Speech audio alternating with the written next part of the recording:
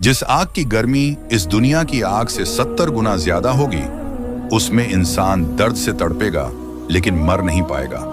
वहां इतनी जबरदस्त ठंड पड़ेगी कि इंसान बर्फ के टुकड़े की तरह जम जाएगा। खाने के लिए सिर्फ कांटेदार और जहरीला फल दिया जाएगा, जिसका एक टुकड़ा खाने भर से ही शरीर में आग लग जाएगी।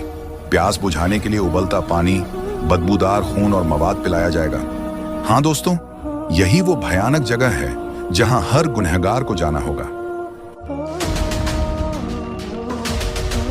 चलिए आज हम उस जगह की शुरुआत से लेकर अंत तक की पूरी कहानी जानते हैं। एक फरिश्ते ने गहरी सांस ली और अपने होठों से एक भयंकर आवाज निकाली।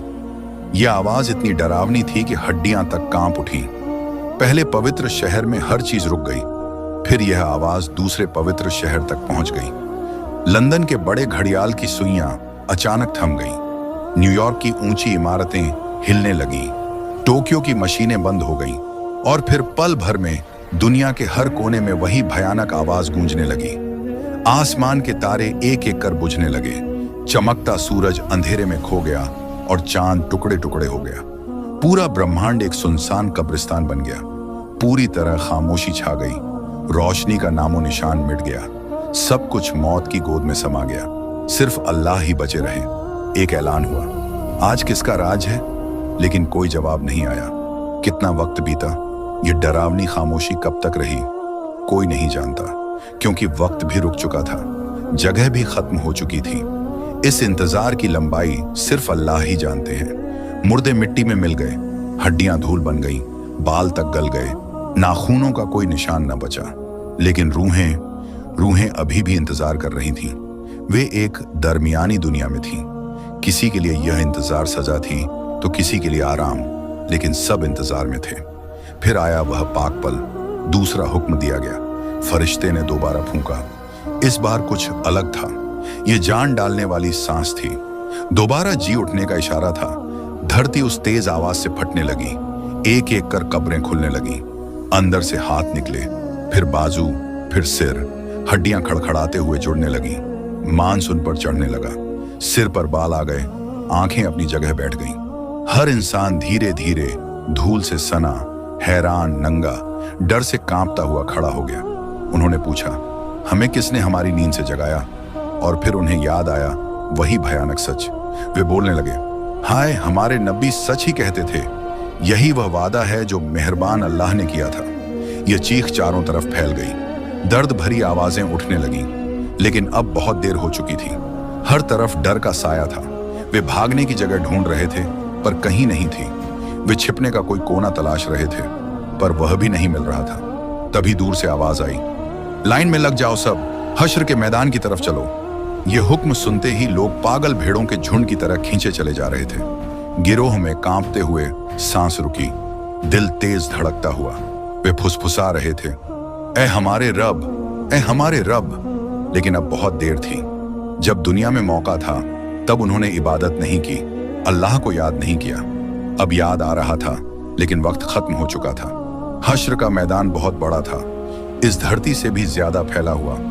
करोड़ों अरबों लोग, पहले इंसान से लेकर आखिरी बच्चे तक, सब वहां मौजूद थे। इतनी भीड़ की सांस लेने, हिलने डुलने तक की जगह नहीं। लोग डर से एक दूसरे से चिपके हुए थे। सूरज को बहुत करीब ला दिया गया था, सिर के ठीक ऊपर, बस 1 मील की दूरी पर। कैसी गर्मी थी, शरीर से पसीने की नदियां बह रही थीं। कुछ लोग टखनों तक पसीने में डूबे थे, ये छोटे पापी। कुछ घुटनों तक, मझोले पापी। कुछ कमर तक, बड़े पापी। कुछ गले तक, बहुत बड़े पापी। और कुछ तो पूरे चेहरे तक उस पसीने में डूबे थे, ये सबसे बड़े अधर्मी। वे सब इसमें डूबे थे, लेकिन मर नहीं सकते थे, क्योंकि अब मौत नहीं थी। यही उनकी सजा थी।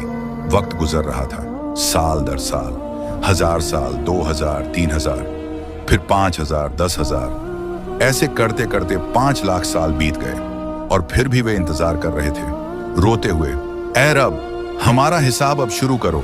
यह इंतजार सजा से भी बुरा है। हमें उस जगह में डाल दो, लेकिन इस इंतजार को खत्म करो। लेकिन न्याय करने वाले अल्लाह ने उन्हें इंतजार में ही रखा, क्योंकि दुनिया में उन्होंने उनके हुक्म को टाला था, इबादत को मुलतवी किया था, तौबा को कल के भरोसे छोड़ा था। और आज वे उसी का इंतजार कर रहे थे। तभी दूर से एक डरावनी आवाज आई, जैसे हजारों ज्वालामुखी फट पड़े हों। यह आवाज करीब आती गई। लोगों ने कान बंद कर ली, लेकिन कोई फायदा नहीं। यह आवाज उनकी हड्डियों तक में घुस रही थी। फिर दूर से वह दिखाई दिया, भयानक वह जगह, 70 मोटी जंजीरों से बंधा हुआ। हर जंजीर को 70 फरिश्ते खींच रहे थे। वह जगह एक जिंदा राक्षस की तरह गुस्से में, भूखा और बेकाबू था। इंसानों को देखकर वह और तेज भागना चाहता था, लेकिन जंजीरों ने उसे रोक रखा था। वह गरज रहा था। अचानक उसके अंदर से एक बड़ा आग का गोला निकला। एक पहाड़ के बराबर का जलता हुआ टुकड़ा बिजली की रफ्तार से हश्र के मैदान की तरफ दौड़ा और पल भर में लोगों के पास पहुंच गया। उसे देखकर लोग पागलों की तरह भागने लगे, लेकिन जहां भी वे देखते, आग वहीं होती। वे छिपने की कोशिश करते, अपने ही पैरों पर गिरते, लेकिन आग रुकने का नाम नहीं ले रही थी। बस कुछ ही पल बाकी थे और पूरा मैदान राख बन जाता। तभी आसमान से एक रोशनी लेकर एक फरिश्ता आया। उसके हाथ में एक छोटा बर्तन था, जिसमें एक साफ तरल था। उसने वह तरल उस भीषण आग पर डाल दिया। तुरंत भाप के बादल उठे और आग एकदम बुझ गई, एक ठंडे बर्फीले पत्थर में बदल गई। लोग हैरान थे। वह कौन सा तरल था जिसने इतनी भयानक आग को बुझा दिया? फरिश्ते ने जवाब दिया, वह तुम्हारे आंसू थे। दुनिया में जो आंसू तुमने रात की इबादतों में, अल्लाह के डर और प्यार में, अपनी गलतियों का पछतावा करते हुए, पवित्र किताब पढ़ते हुए रो रो कर बहाए थे, वही पाक आंसू थे जिन्होंने इस आग को बुझाया और तुम्हें बचाया। ईमान वाले खुशी से चिल्लाए, सारी तारीफ अल्लाह के लिए है। लेकिन जिनके पास ऐसे कोई आंसू नहीं थे, वे और भी ज्यादा डर गए। अब हिसाब का वक्त आ गया। एक एक कर नाम पुकारे जा रहे थे। जिसका नाम आवाज में आता, वह कांपता हुआ अल्लाह के सामने आता। दिल ऐसे जैसे फटने वाला हो, सांस थमी हुई। हर एक को उसकी जिंदगी का रिकॉर्ड दिया गया। जिसने अच्छे काम किए, उसका रिकॉर्ड दाहिने हाथ में दिया गया। वह खुशी से कहता, ले लो, मेरा हिसाब पढ़ लो। मुझे तो यकीन था कि मुझे अपना हिसाब देखना होगा। जिसने बुरे काम किए, उसका रिकॉर्ड बाएं हाथ में दिया गया। वह पीछे मुड़कर चिल्लाता, हाय मेरी मुसीबत! काश यह रिकॉर्ड मुझे न दिया गया होता। काश मुझे अपना हिसाब मालूम न होता। लोग निराश होकर झूठ बोलने लगे, ऐ प्रभु, मैंने तो कुछ किया ही नहीं। मुझे कुछ पता ही नहीं था। मैं बेगुनाह हूं, यह मेरा नहीं है। तब अल्लाह ने कहा, झूठ मत बोलो, तुम सच को छिपा नहीं सकते। सब कुछ लिखा हुआ है, सुरक्षित है। और फिर अचानक सभी इंसानों के मुंह बंद कर दिए गए, लेकिन उनके अपने हाथ बोलने लगे। मुंह बंद थे, लेकिन आवाज आ रही थी, ऐ प्रभु, इस हाथ ने चोरी की, इस हाथ ने बुराई की। पैर गवाही देने लगे, ऐ खुदा, इन पैरों से वह गुनाह के रास्ते भागा। ये पैर इबादत गाह की तरफ नहीं गए। आंखें बोली, ऐ रब, इन आंखों ने हराम नजरें देखी। कान बोले, ऐ मालिक, इन कानों ने गीबत और हराम बातें सुनी। जुबान बोली, ऐ प्रभु, इस जुबान ने झूठ बोला, इसने दूसरों की बुराई की। इंसान दंग रह गया। उसके अपने अंग ही उसके खिलाफ गवाही दे रहे थे। वह दुखी होकर अपनी ही खाल से बोला, तुम हमारे खिलाफ गवाही क्यों दे रहे हो? उन्होंने जवाब दिया, वही ताकत जो हर चीज को बोलने की शक्ति देती है, उसी ने हमें भी बोलना सिखाया है। इस तरह पूरा सच सामने आ गया। अब कुछ भी छिपा नहीं था। झूठ बोलना नामुमकिन था। हर काम का, चाहे वह कितना ही छोटा क्यों ना हो, हिसाब होना था। कुछ को माफ कर दिया गया, लेकिन ज्यादातर का रास्ता उस जगह की तरफ था। हर 1000 में से 999 जान उसी दिशा में जाने वाले थे। अब बंटवारे का वक्त आया। लोहे की जंजीरों से बांधकर भेड़ों के झुंड की तरह लोगों को उस जगह की तरफ खींचा जा रहा था। वे रो रहे थे, दुआ कर रहे थे, ऐ प्रभु, हमें एक और मौका दो, हमें दुनिया में वापस भेज दो, हम खुद को सुधार लेंगे। लेकिन नहीं, अब बहुत देर हो चुकी थी। कोई नया मौका नहीं था।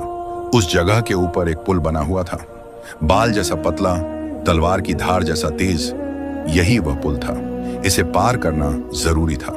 सच्चे ईमान वालों के लिए, जिनके पास अंदरूनी रोशनी थी, यह पार करना आसान था।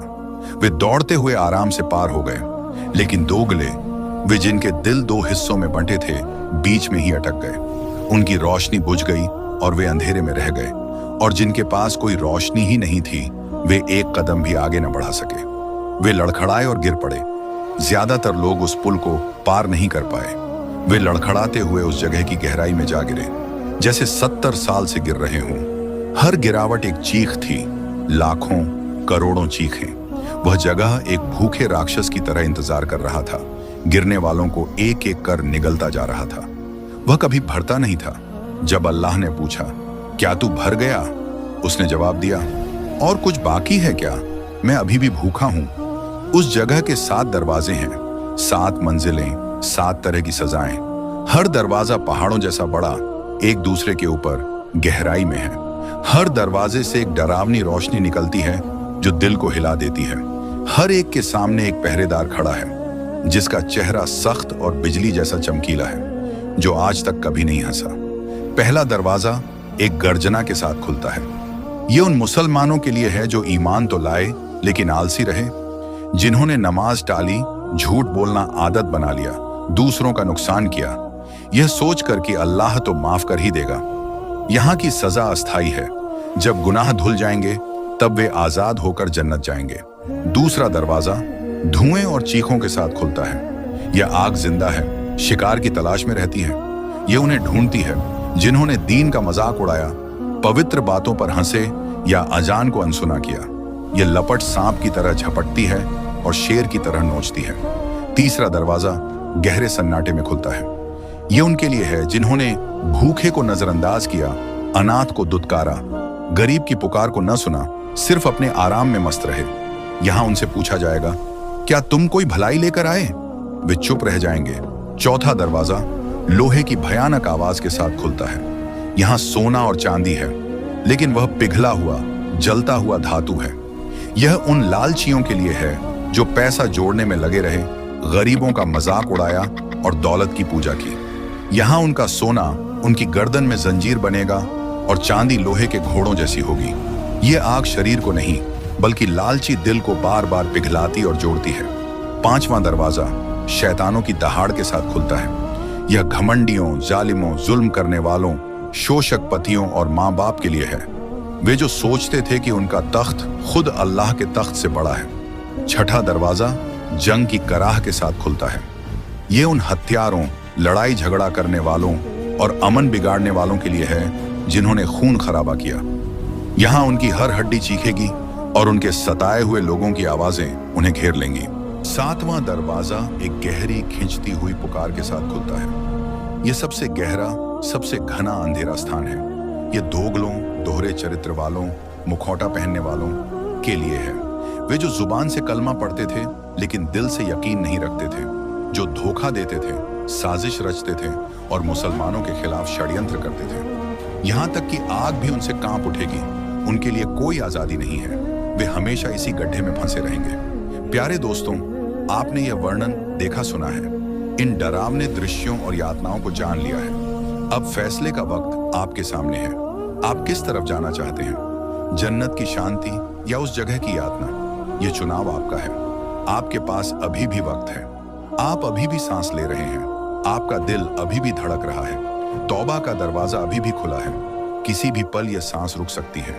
फरिश्ता अल्लाह के हुक्म का इंतजार कर रहा है और आप अभी भी बेफिक्र बैठे हैं। अभी भी कहते हैं, बाद में नमाज पढ़ूंगा, बाद में सुधरूंगा। लेकिन अगर वह बाद कभी ना आए, अगर आज की रात ही आपकी आखिरी रात हो, क्या आप तैयार हैं? सच में तैयार हैं? इस संदेश को अपने अपनों तक पहुंचाएं, क्योंकि वह जगह कोई कहानी नहीं, एक हकीकत है। जो कुछ कहा गया वह पवित्र किताबों में लिखा है। अब आप जान चुके हैं। आपका फैसला अब आपकी अपनी जिम्मेदारी है।